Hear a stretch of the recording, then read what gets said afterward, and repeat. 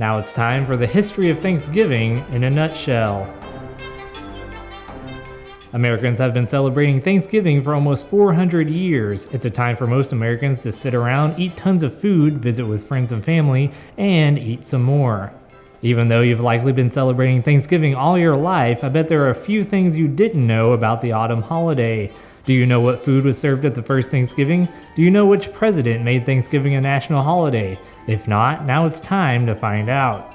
As you may have guessed, the history of Thanksgiving begins with the Pilgrims.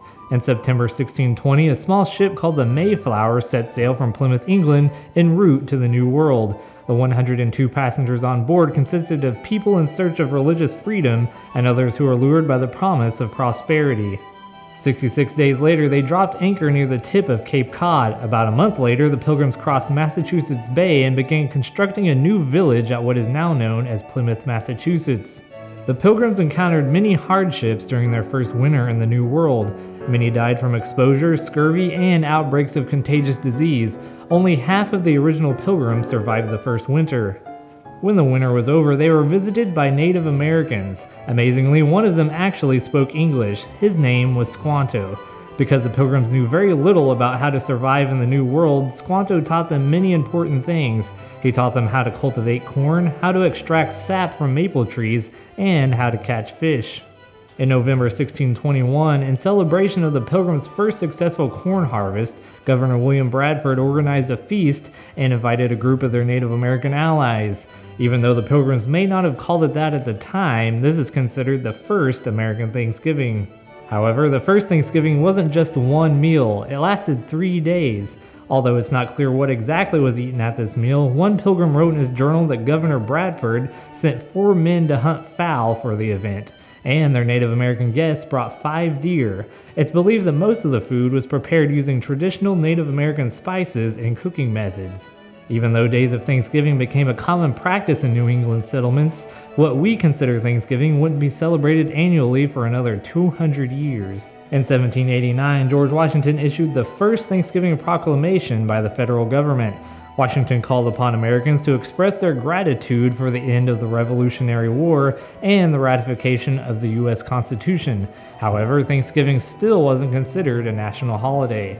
In 1817, New York became the first of several states to officially adopt an annual Thanksgiving holiday, and in 1827, noted writer and magazine editor Sarah Josepha Hale launched a campaign to establish Thanksgiving as a national holiday. She spent 36 years sending letters to governors, senators, presidents, and other politicians. And then finally in 1863, at the height of the Civil War, President Abraham Lincoln satisfied her wishes. In a proclamation, Lincoln called all Americans to ask God to commend to his tender care all those who have become widows, orphans, mourners, or sufferers in the lamentable civil strife, and to heal the wounds of the nation. He scheduled Thanksgiving for the final Thursday in November, and we've been celebrating the holiday ever since. Now it's time for some Thanksgiving fast facts. Did you know that according to the National Turkey Federation, nearly 90% of Americans eat turkey on Thanksgiving? Did you know there was such a thing as the National Turkey Federation? They have a website and everything. Even though turkey is such a huge part of Thanksgiving, along with pies, cakes, mashed potatoes, and stuffing, did you know it's likely that none of these things were served at the first Thanksgiving? Some of the things believed to be served at the feast include lobster, seal, and swans. Did you know that Sarah Josepha Hale, the woman who is a strong advocate for Thanksgiving, was also the author of the famous nursery rhyme, Mary Had a Little Lamb? And did you know that in 1939, President Franklin D. Roosevelt actually moved Thanksgiving up a week in order to help retail sales during the Great Depression?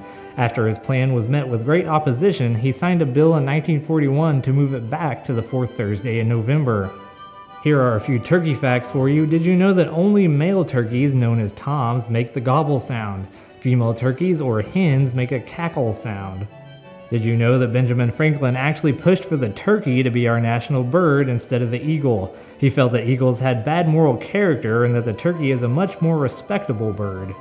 And finally, it's believed that turkeys got their name because of a mix-up with another bird.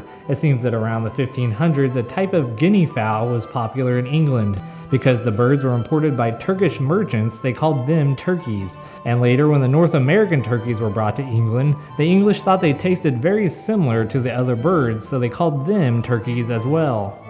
Well, I hope you learned something. I know I did. Now that you know the history of Thanksgiving, maybe you'll appreciate the holiday just a little bit more. This has been the history of Thanksgiving in a nutshell.